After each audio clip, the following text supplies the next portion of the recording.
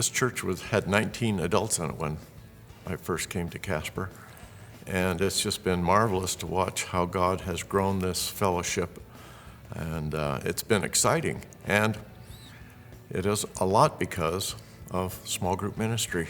Our experience in small group has been incredible. It really is a family. We celebrate together and we grieve together and we bump into Jesus a lot along the way. We moved here not knowing anybody, so we knew we needed to get with a group.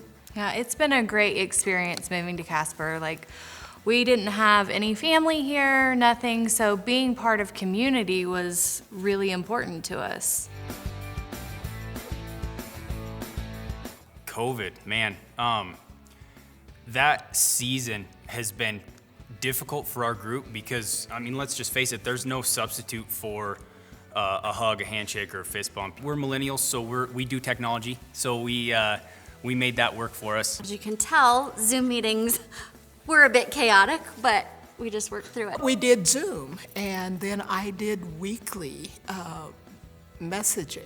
Most of us have little kids at home, so one of the things that we had to do was figure out a time that worked best for all of us, and that was after bedtime. Right. We'd all put our kids to bed, we would log into Zoom, and we would have these great conversations. It worked for what we needed. So we decided we were going to Zoom, by golly, and we did. I might say at first, it was really, really fun because the people we led knew no more about technology than I did. Yeah, that's right. Well, a few did, but they all wanted to do it. We did a couple of drive-by yard visits. So, hey, we're on our way. So we drive in their yard, they come out, we stayed probably 20 feet apart. And, but it was just fun. We started, like, in the beginning, we did video, like we met on videos. Then after a couple of weeks, we started meeting in driveway, so that just brought us closer. And They were helping each other. Yeah, it was challenging, but they loved it. I mean, once they got on, they said, all right, we can do this. The best thing about our small group, hands down, and I think Kate and I can agree on this, is we have formed relationships to the point where we can be very real and raw.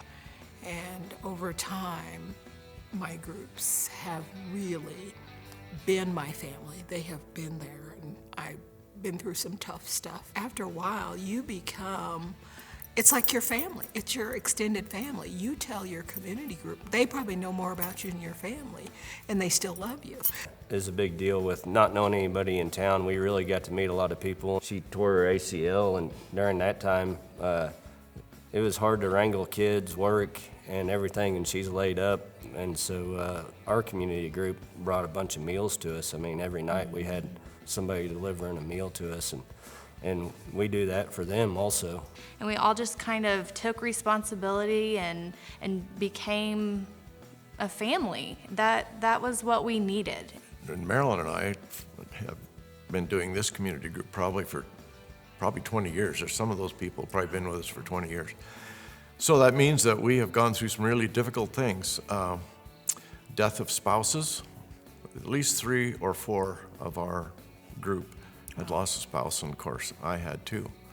And so it was through all those experiences that we really grew close together and had each other's back, so to speak, and loved on each other and did what we could to encourage each other. I have no one here, so, having my community group is like family to me. Like, we are different, but, the way we treat each other, the way we care for each other, like, so it has made a lot of difference in my life. But then you're not alone. We are not alone.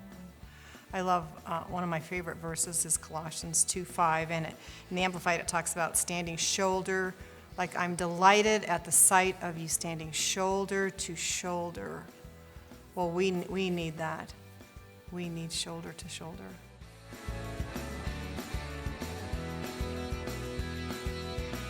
When we started attending Highland, we found out about Ignite pretty quickly. And we were interested in getting involved with a small group just because we just really believed that growth wasn't going to happen without forming a sense of community inside the church. I was so nervous at first going to Ignite because prior to Highland, I had never done community groups or anything. So I was so nervous that first night pulling up to Tammy's house, and immediately just felt welcomed, at home, at ease.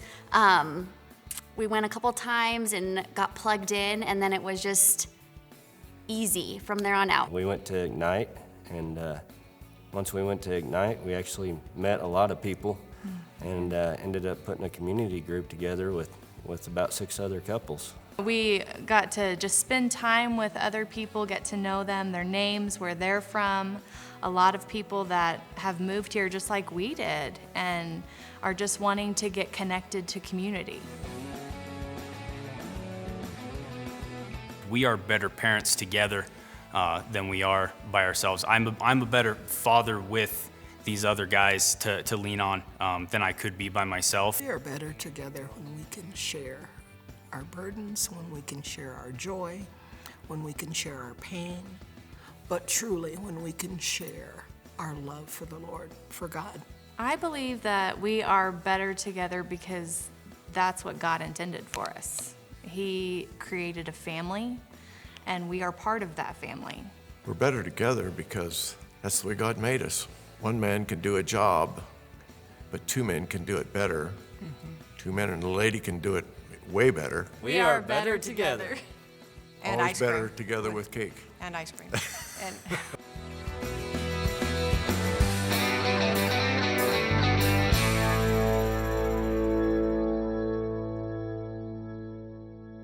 That awesome. Better together with cake and ice cream, for sure. And obviously food is always a big thing in community groups, but I love group life. I love the laughter. I love the food. I love the camaraderie. I love the storytelling, the conviction, the occasional tears, even the accountability. I need it and I love it. I strongly believe that we are better together because I have those times, like I'm sure everyone sitting in this room, when I am just overwhelmed sometimes by the brokenness of this world that we live in. And the weight feels so heavy sometimes, but because I've chosen to live consistently, and I think that's important, we live consistently in community, there is always has been and always will be someone there to steady me.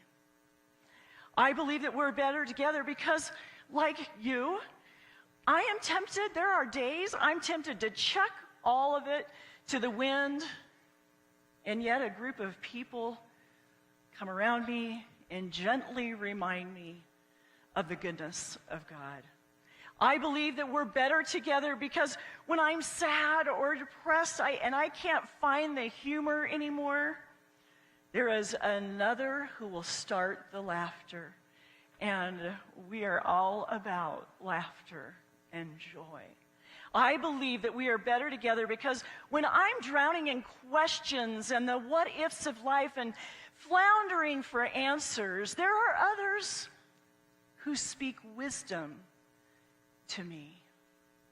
We are better together because we're stronger, we're wiser, and we're healthier together. You and me, are a people chasing after the heart of God. Each of us wanting to know Him better and to love Him deeper. And because Jesus said that loving Him and loving another person is an absolutely critical piece of that pursuit. So, we have purposely created a place for us, each one of us, to practice loving one another. And sometimes we have to practice a lot to learn how to love one another. But a community group is that place. It is a place where you can have friends, where you belong, where everyone knows your name, where people know your story, they know your faults, they know your reality, and yet they keep loving you. And because they love you, they press you to keep following Jesus in an authentic way.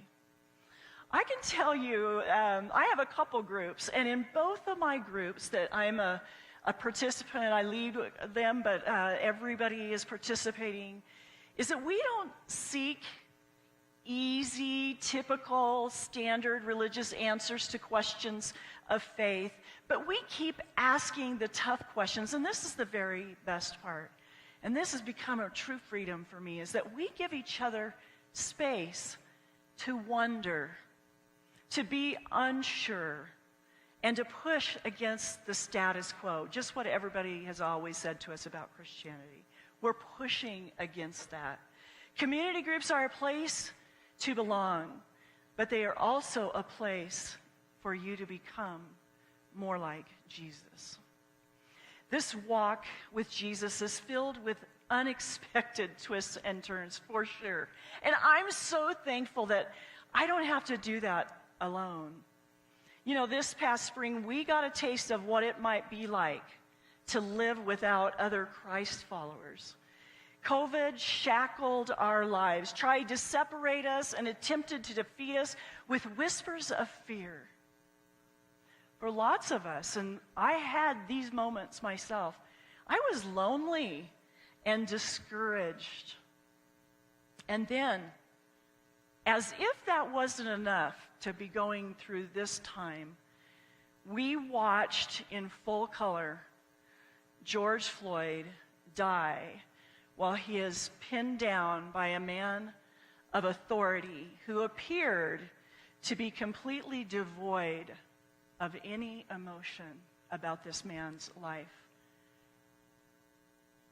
It absolutely rocked our nation, and it ripped us apart and unraveled the already fraying hem of our peace.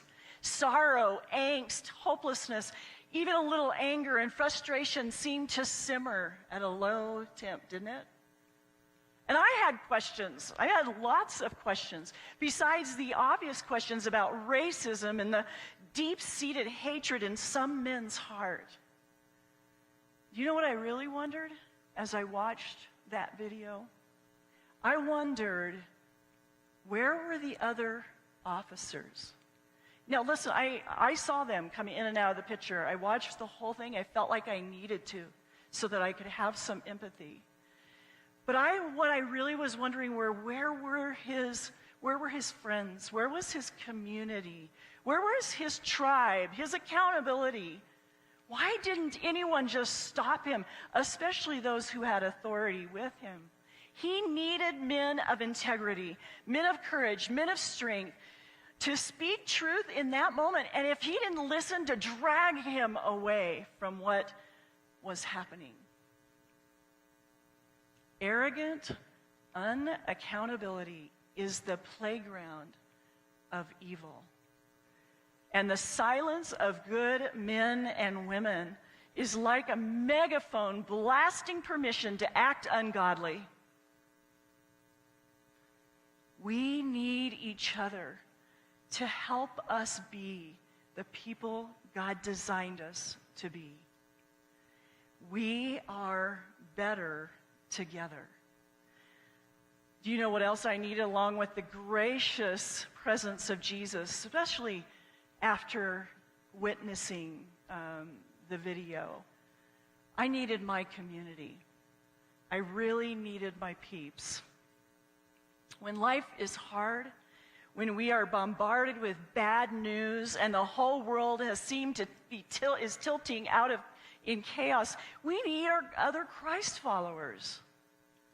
We are better together because we're meant to be together, not all agreeing on every facet of life. In fact, I hope we embrace disagreement, but still learning to lean into one another and fully trusting God with our tomorrows.